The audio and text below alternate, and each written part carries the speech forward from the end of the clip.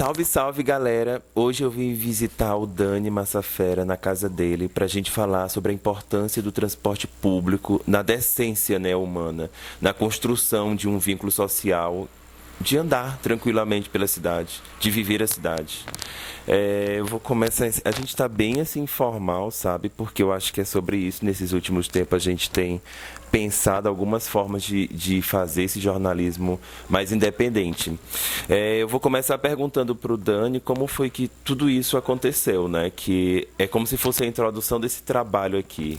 Oi, gente, meu nome é Daniel. É, eu tive uma deficiência adquirida há 6 anos e me tornei uma pessoa com deficiência.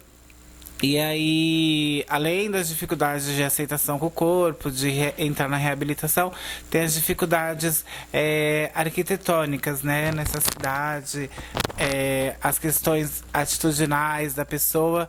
Então, hoje a gente vai falar dos problemas e de possíveis soluções. E é isso, né? Sobre o transporte, sobre tudo. O Dani atualmente mora em Diadema, mas também tem um corre super louco assim por São Paulo, de entrar e sair por todos os lugares ao mesmo tempo. Me fala como foi o primeiro encontro com o transporte público, né? Tipo aquele momento que você falou assim, eu vou começar a usar isso, né? O meu primeiro contato, ele foi através de um convite de uma faculdade para participar de um trabalho. Porque quando eu tive a deficiência, eu não tinha coragem de sair pra rua porque eu imaginava que não me encaixava, né? Eu não tinha nenhuma referência. Então eu fui convidado para fazer um trabalho sobre transporte e aí eu tive que andar com eles, gravando, filmando, tudo. Então aí eu vi que era uma coisa muito fácil, que tinha uma dificuldade, mas se eu não estivesse ali, as pessoas com deficiência não estivessem ali, esse olhar não ia mudar para soluções. Então foi ali que eu fui de cadeira, que eu saí da minha casa, que eu fui aprender como andar, como que funcionava o elevador. Eu tava de cadeira ainda na época. Os elevadores, e naquele dia eu andei de praticamente todos os transportes públicos de São Paulo. E não foi tão fácil como eu imaginava, e também não foi aquele show de horror, né? Foi um toma lá e dá cá. Assim. Eu fico me perguntando como que, por exemplo, você sai num dia, no seu caso, você tem uma rua declinada, né, que precisa subir, que precisa descer, que precisa passar por calçada pública. Como que esse chegar urbano até a parada tem provocado, às vezes, estresse, tem provocado dúvidas e incerteza para você, uma pessoa com deficiência, né?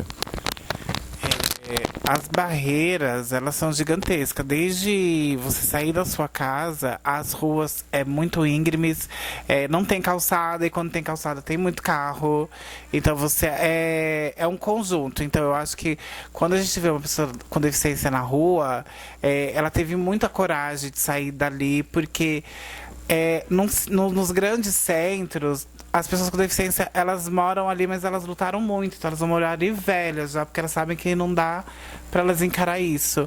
E além disso tudo, você, dentro da sua própria comunidade, você tem que lidar com os olhares, né? As questões atitudinais ali, as questões da pessoa te infantilizar, ou achar um absurdo você estar indo pegar um ônibus, tá saindo à noite.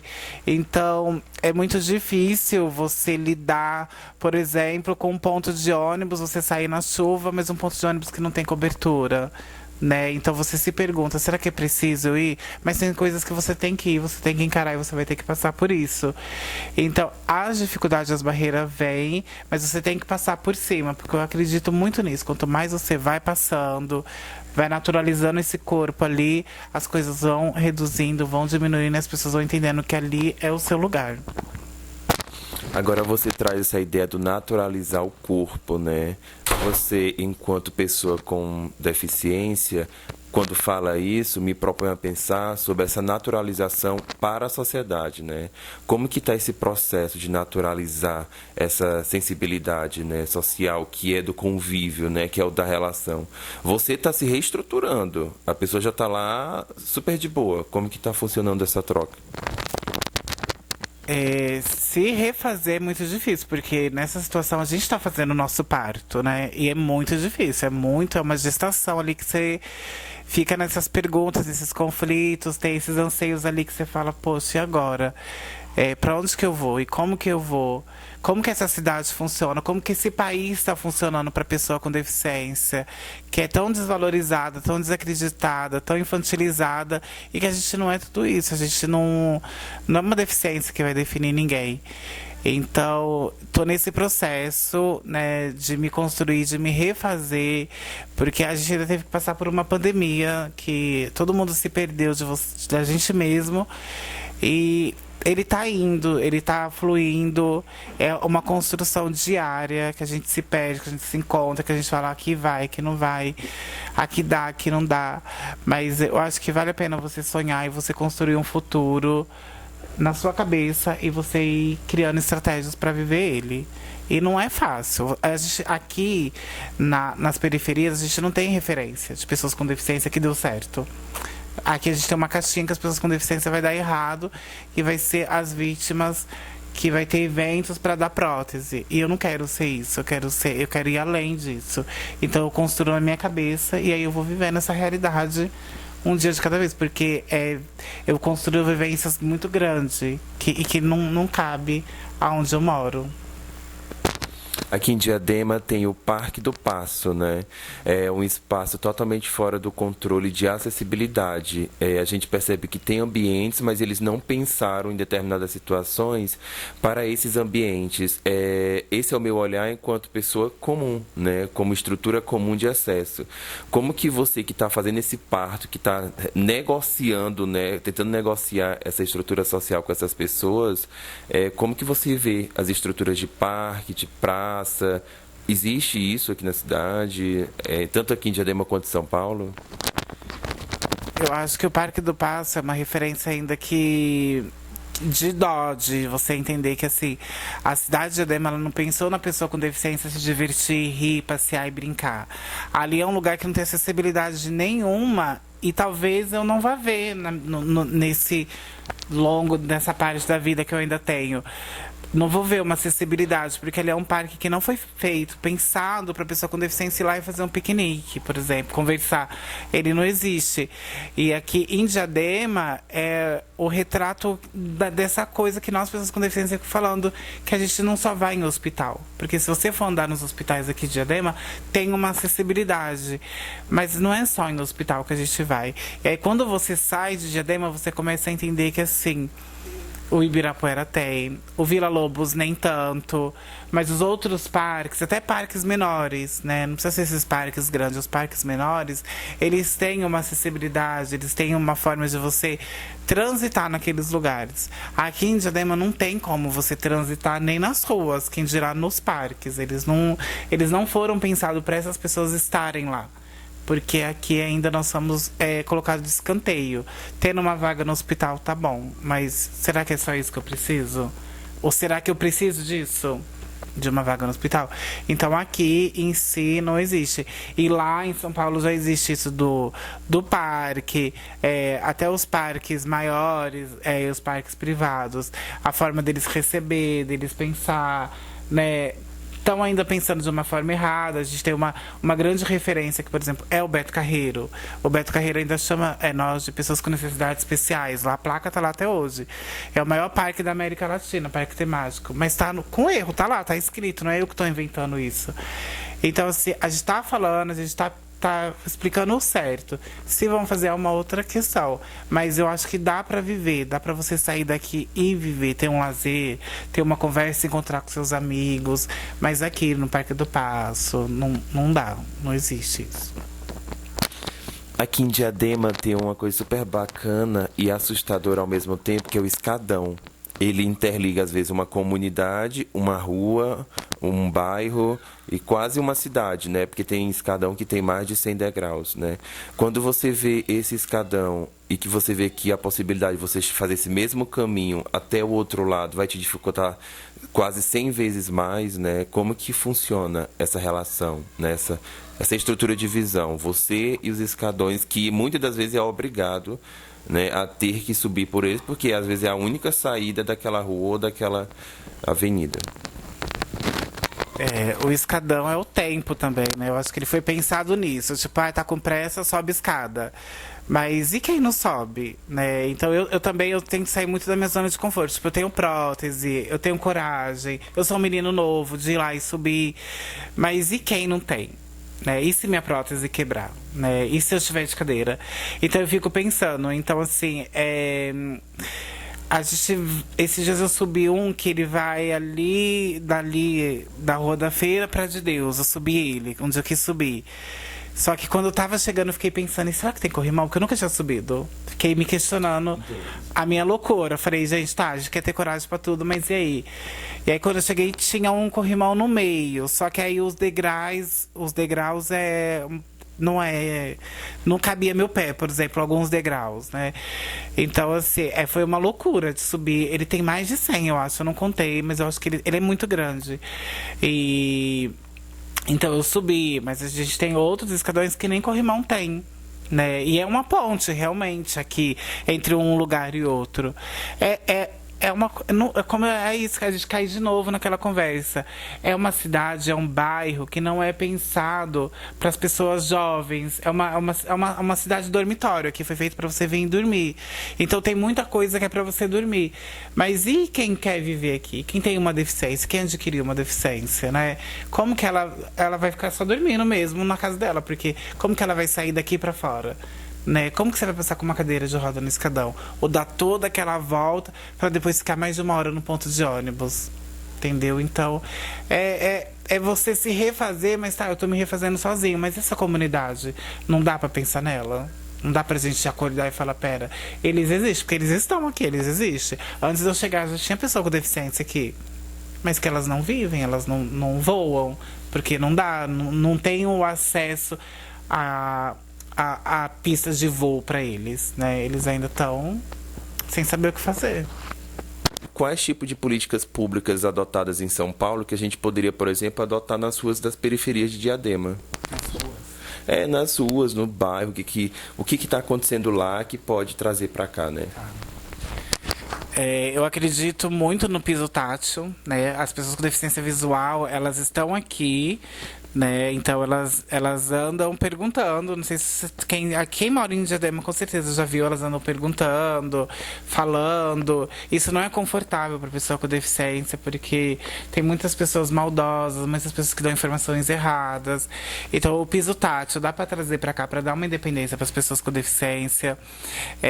Os ônibus, eles precisam estar com os elevadores em dia, eles precisam ter um fluxo maior, porque o ônibus, ele cabe uma pessoa com deficiência, né? E aqui não mora uma pessoa com deficiência, né? Então, assim, eles precisam ter um fluxo maior. Eu acredito muito também que uma coisa que ia ajudar, o atende. Aqui tem um atende de uma forma assim, tipo um ônibus, né? Ele vai pegando todo mundo, ele vai deixando todo mundo e ele só volta à noite, pegando todo mundo e deixando todo mundo em casa. Isso não é bacana, você ter uma van para carregar tudo isso de gente e depois devolver tudo à noite. Então a pessoa... É um sacrifício você ir para suas consultas, para suas coisas de rotina. Então seria bacana ter um pouco mais para poder pegar, levar, sei lá, de 2 em 2, ou de 3, ou talvez só a pessoa sozinha, porque não tem vaga para todo mundo em todos os lugares. Eu acho que a questão de reduzir esse monte de bilhete e quando você vai fazer o daqui de Diadema, ainda é papel impresso. Eu acho que a gente teve uma questão da vacina que Diadema precisa pegar, que lá em São Paulo a gente tinha que provar quanto que você recebia para tomar a vacina do Covid, né? Então era para quem recebia BPC, né? Que é o benefício de prestação continuada. Eu não recebia, então eu demorei para tomar a vacina, né? Eu não recebo isso. Então, assim, para que aqui a gente, para fazer um show, a gente tem que provar essas rendas, né? Não é uma deficiência, você tem que provar que você é uma pessoa com deficiência, não ficar provando renda toda hora, porque lá a gente não precisa, ela precisa do laudo, e provar que tá vivo. Provou isso, o bilhete está na sua mão, você vai e volta. E o direito de ir e vir, não uma vez, uma ida e uma volta. Acho que aqui em Diadema ainda tá nessa questão de você vai no médico e você volta, e não é isso. A pessoa quer ir pro lazer, quer ir pra balada, quer curtir, quer sair, quer namorar, quer fazer, quer acontecer. A pessoa com deficiência não tem mais aquela vida dos anos 80, anos 70, anos 2000. Não, hoje ela é livre. Ela tem referências de liberdade para ela ir e voltar. Então, trazer essas coisas básicas para cá, e talvez uma secretaria da pessoa com deficiência para discutir com a pessoa com deficiência o que é bom para ela entender, né? O que é bom para ela. Não adianta a gente fazer coisas para pessoas com deficiência sem ouvir pessoas com deficiência. Famosa, Nada sobre nós sem nós, entendeu? Então, para você falar de pessoas com deficiência, para você fazer, você tem que escutar elas. Senão você vai fazer uma rampa, que é um prédio, e aí você vai subir como de uma cadeira de roda? Senta e tenta subir, você com seus braços, né, originais de fábrica. Se você subir, né, mas eu acredito que não vai dar certo. Então, imagina uma pessoa que tem uma redução ali, né, na sua força, na sua condição física, como que ela vai subir? Então, é você pensar sobre trazer essas coisas. Isso é pautas básicas, né? Não estamos indo tão a fundo. Mas se a gente for a fundo, vai muito mais. Mas eu acho que trazer só essas básicas para cá, de você ter um ponto de ônibus que tem uma cobertura, né? Você treinar esses motoristas quando dá um sinal, eles não parar, porque isso acontece aqui, de não parar, porque como que eu vou carregar uma cadeira? Se eu carregar a cadeira, eu vou chegar 5 minutos depois, talvez eu vou demitido. Então, treinar todo mundo para isso, né?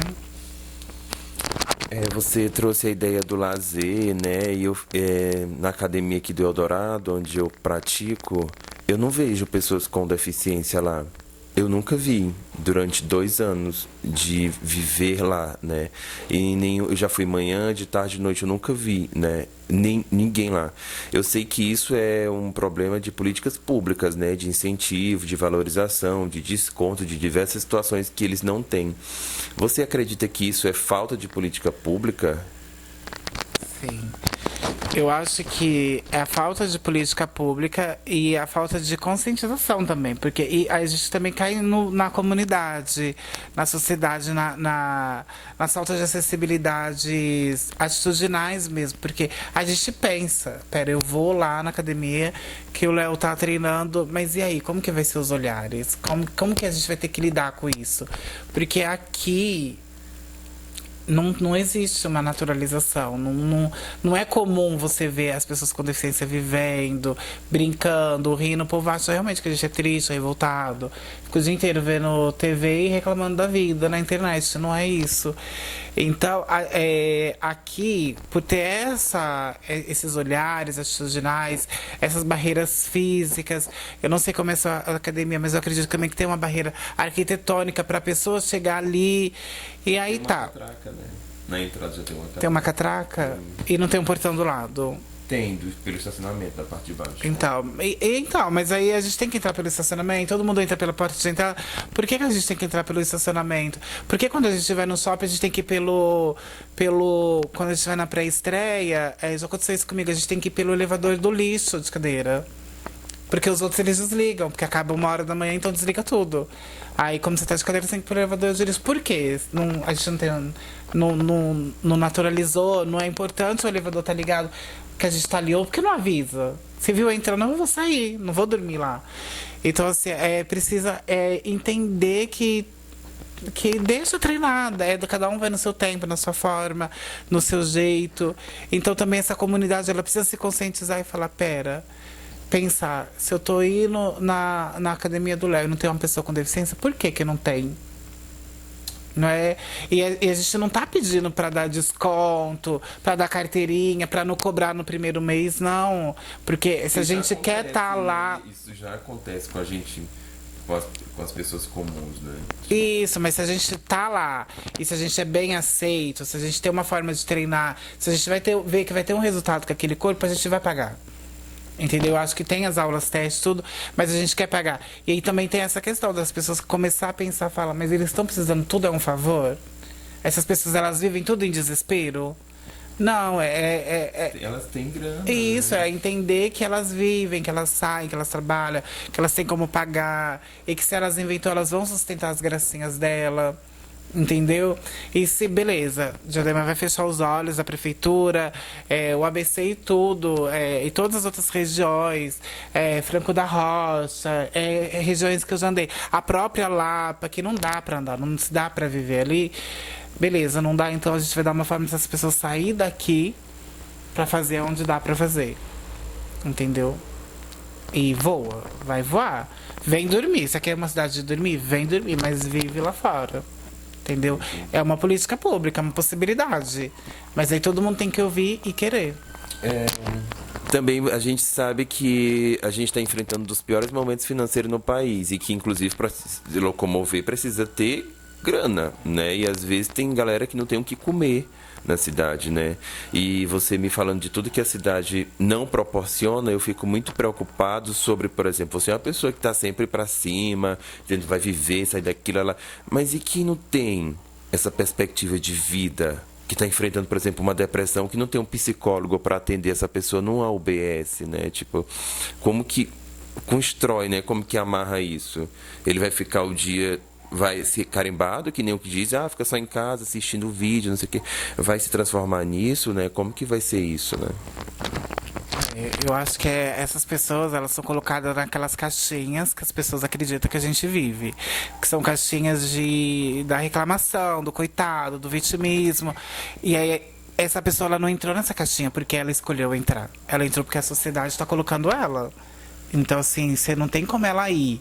Se ela tem que escolher ir para uma academia e comprar tudo de cesta básica e não poder fazer mais nada da vida dela, entendeu? Porque ali ela vai comer, ali ela vai gastar com gás, com água, com luz, com tudo aquilo.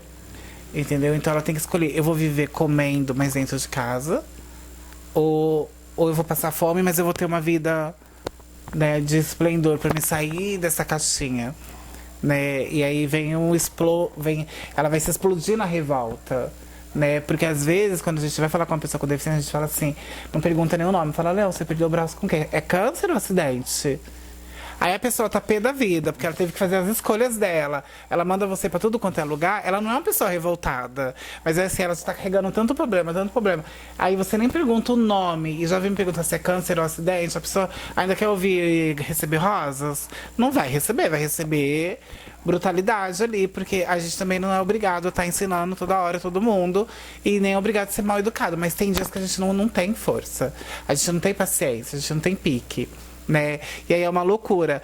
E aí, como a gente sai dali, né? Como a gente sai tendo muita coragem, como a gente vai numa UBS pedir ajuda psicológica, porque às vezes tem gente nessa situação hoje, né, nas grandes periferias, que nem sabe que tá na depressão, acha normal, ela tá dentro de casa chorando, reclamando da vida, porque ela não tem referências nos extremos, elas não têm, elas não sabem como é sair dali e viver. Elas não tiveram essa oportunidade, elas não sabem. E aí, quando as pessoas estão vivendo fora dali, elas até acham aquela pessoa um pouco... é meio que arrogante, é meio que metido, é meio que desavisado, sabe?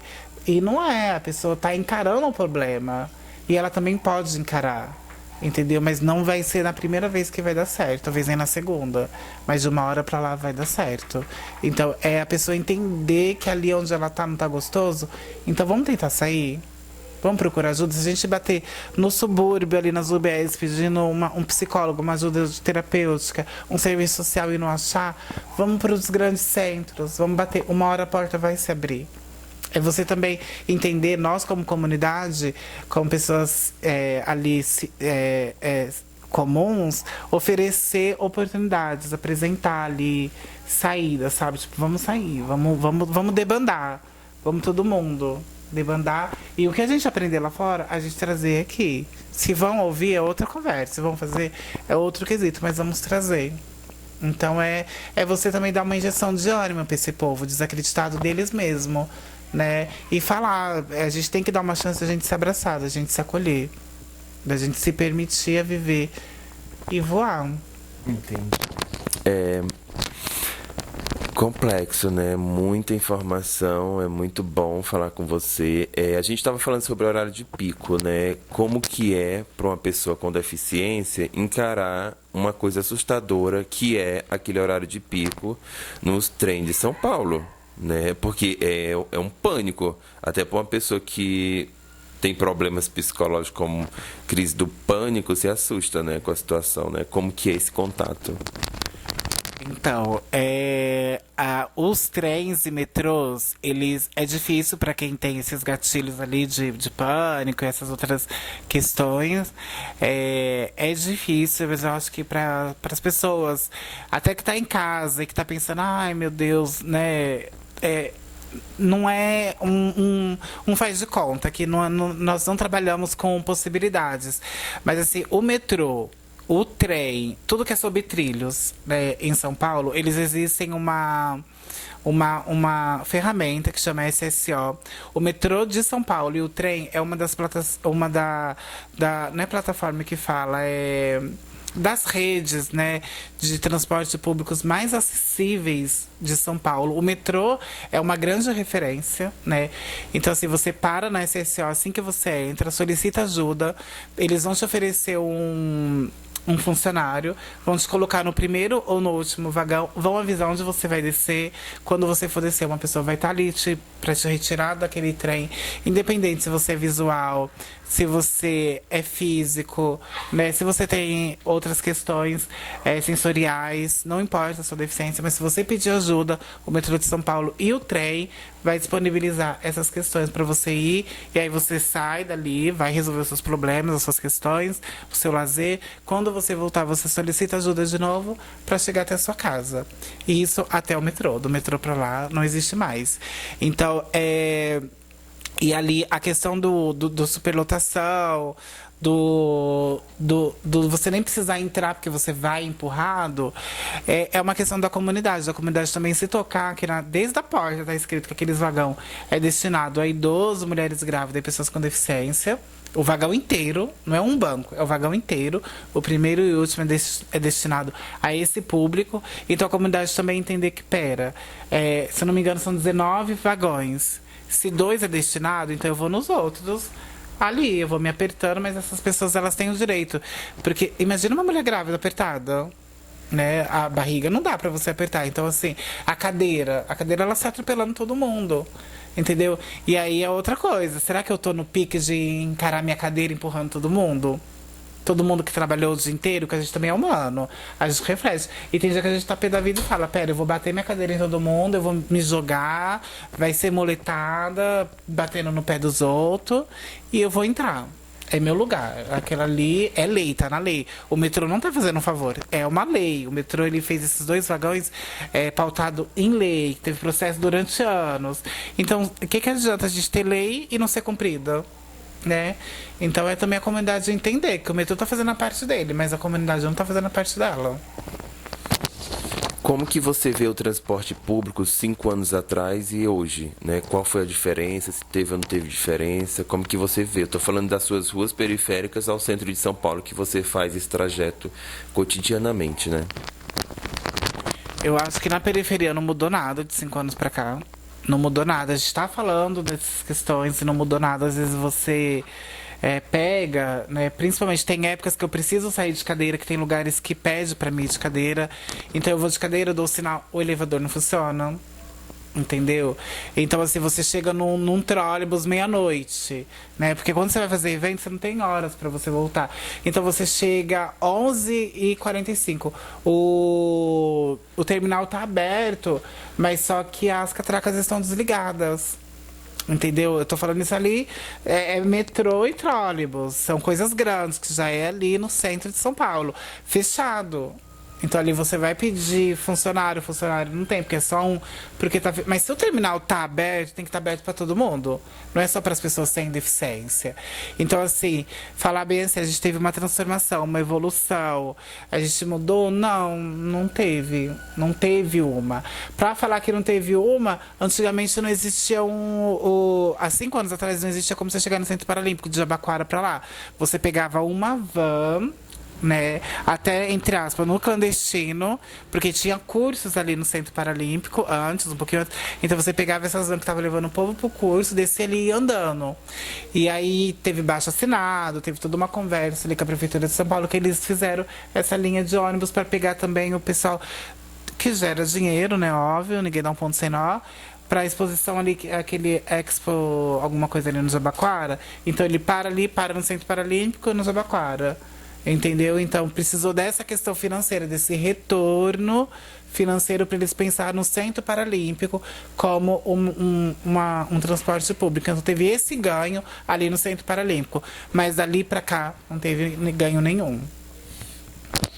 A gente falar dessa acessibilidade e da possibilidade do transporte público e não falar das gestões é quase que saber meio que esquecer, né, quem faz. Diadema, nos seus últimos anos, teve pessoas brancas, pessoas bem formadas, né, e que poderiam ter feito novas possibilidades, né, como políticas públicas acessíveis e práticas. Como que você avalia essas últimas gestões dessa cidade, a partir desse olhar do transporte público? Eu avalio que a partir do momento que a gente olha para o transporte público, que é um convite, como que as pessoas chegam na nossa cidade? Pelo transporte público. Então, assim, se não tem como ela chegar, você já vê que a gestão não foi boa, porque a gente é um convite, né? É você receber, é como se fosse uma festa. Então, o transporte público é os recepcionistas dessa festa. Então, assim, não é bacana, não é legal, não é como diz, não tá em crescimento, entendeu? Essas duas últimas gestões, elas não fizeram absolutamente nada, porque a gente tá falando, não tá legal, a gente vê desde o valor, né? A gente começa pelo valor. O valor é um valor altíssimo para você parar de ponto em ponto, demorar mais tempo daqui para Diadema, o terminal de Diadema, do que do terminal de Diadema para Jabaquara. Você paga mais, demora mais e não é. Se você for pensar no transporte público, você entende que aqui também não tem saúde, que aqui não tem lazer, que aqui não é uma cidade pensada para pessoas com deficiência, que esses dois últimos pessoas que ali tiveram à frente dessas gestões, elas não pensaram em nada, né? A gente sabe que hoje a Rede Lucy chegou aqui, mas quando teve a primeira conversa, bacana, vamos trazer isso pra cá, porque as pessoas com deficiência... Aqui tem uma imigrantes que tem muito acidente. As pessoas com deficiência vivem aqui e são abandonadas. Vamos trazer, quem sabe, inserir elas na reabilitação e da reabilitação no mercado de trabalho, não é? E com a ajuda da Rede Lucy, de toda a sua equipe multifuncional ali. Mas não mesmo assim, a passos muito ruins. Não é muito... A Rede Lucy tá lá, né? Isso eu não tenho sombra de dúvidas que é muito bom. Mas como que a gente chega lá, gente? Como que a gente chega na unidade de unidade de Diadema? Como que a gente chega lá? Né? E como que ela chegou até aqui? Né? Então também as pessoas com deficiência têm que acordar e começar a pensar sobre a história delas, sobre como que as coisas chegaram, o que é favor, o que é benefício. E a gente também entender que a gente tem direitos, né? A gente tem os nossos benefícios, mas a gente também tem dever. A gente tem um dever de votar, de escolher quem que a gente quer que fale por nós, quem que nos representou até aqui, quem que deixou de nos representar, o porquê que a gente quer essa pessoa no poder e o porquê que a gente não quer. Então a gente também tem que pensar e ir votar. A gente fica só falar, não se pensa, mas na hora que chega lá outubro, eu vou dormir até tarde. Não, tem que ir lá e tem que votar. Né? Cobrar essas sessões acessíveis, porque elas existem. A minha sessão mesmo, ela é uma sessão acessível para as pessoas com deficiência. Então, querer votar, estimular elas aí votar e cobrar. A nossa única arma é o voto. Você falou que a única arma é o voto. A gente traz essa condição política e vê que menos de 1% de pessoas com deficiência ocupa esses cargos, né? Esses espaços públicos, inclusive de decisão e de construção de leis. Como que funciona tudo isso? Porque quando você abre a TV Senado, a TV Câmara, quando você abre uma sessão legislativa, você não vê pessoas com deficiência, né? Onde que estão, né? Aquela velha frase que você sempre fala nas suas colocações, né? Lá elas estão. A gente, nas últimas eleições do Senado, colocamos uma pessoa para nos representar. A forma que ela está conduzindo é uma outra conversa. Não é quem está sendo representado por ela, amém. Quem não está, bate palma, né? Porque a gente acreditou. Quando a gente vê uma pessoa com deficiência, ele se dando a cara a tapa no Senado, a gente quer que ela vá. Né? As nossas pautas, ela é muito iguais às pautas raciais, às pautas de pessoas LGBTQIA+. A gente quer que tenha uma pessoa ali fazendo por nós. Muitas das vezes, no nosso caso, a primeira vez, a gente talvez tenha dado um tiro errado. Né? Talvez a gente tenha apostado e hoje a gente vê tá acabando, vai acabar agora em outubro. E aí, o que mudou de quando entrou e agora que vai sair? Né? E por que pessoas com deficiência não tá ali? Porque a gente não é escutado, né? Como a gente vai fazer uma lei para pessoas com deficiência sem escutar elas, né? Sem ouvir, porque também é muito fácil a gente pegar e falar bem assim: eu vou pegar o Dani, o João e o Pedro, mas eles vão falar o que eu quero ouvir. Eu vou combinar com eles, eu vou articular. Eles não vão falar o certo, o que precisa, a demanda, não é? Então, assim, também é outra vez, as pessoas com deficiência tomar um café, acordar e falar: pera, eu vou falar o que eu tenho que falar, ou eu vou falar porque o fulano é meu amigo e eu vou falar desse jeito carinhoso, vou passar um pano aqui, tá? A gente passa um pano hoje, só que a conta tá muito cara. Essa falta de acessibilidade, essa falta de não ter pessoas ali no Senado, na Câmara, discutindo, sendo escutada, pessoas comuns sendo: pera, eu quero te escutar. Isso está fazendo muita falta. E isso, a conta está muito cara da gente seguir, da gente bater. Está muito difícil da gente ter pique de sair por aí. E hoje a gente ainda bate com uma coisa assim: você vai falar com um funcionário do setor privado e ele ainda soa como mimimi. Porque isso virou uma grande desculpa. Você vai falar de acessibilidade, de inclusão, não sei o que, aí eles batem com essa tecla do mimimi. Entendeu? Da questão do... ali da porcentagem, tem um nome que eu esqueci agora, de você pegar pessoas com deficiência para trabalhar, até mesmo dentro dos partidos políticos. Seria tão bom você ter pessoas com deficiência ali sendo, talvez não participando, se candidatando, mas sendo escutada. Né? Você levar um projeto de lei de uma pessoa com deficiência à frente, né? E executar. Seria tão importante isso, né? Mas eu não sei o porquê. Talvez as pessoas com deficiência tenham medo. A gente sabe que o cenário político é um cenário totalmente, aqui no Brasil, desacreditado, desvalorizado. Às vezes a gente tem medo de falar e cair no de laranja em alguma coisa. Mas e não falar? Como que é essa conta de não falar? De toda hora se omitir, de se ocultar, deixar outras pessoas falar por você, né? Quem vai pagar essa conta no futuro? Talvez hoje a gente esteja pagando essa conta tão cara porque pessoas do passado falaram: deixa que eles resolvem. E agora, como a gente resolve essa bola de neve que se criou em volta da gente? Eu decidi criar esse espaço aqui no YouTube chamado Conversa Sincera, que é para eu começar a andar pelo país e a tentar entender de como que as pessoas têm se articulado sozinhas mesmo, elas têm se virado sozinhas, e de como que elas têm pegado resquícios, né, que tem sobrado dessa política pública que o país tem construído nesses últimos anos e pensado alguma coisa estratégica que funcione, né? Porque eu acho que, na verdade, o mimimi é o que eles estão falando há anos, né? De fato, fica nesse mimimi e não sai do lugar. E essa coisa de que as pessoas, quando cobram suas realidades, se tornam meio que vítimas, né, da própria sociedade.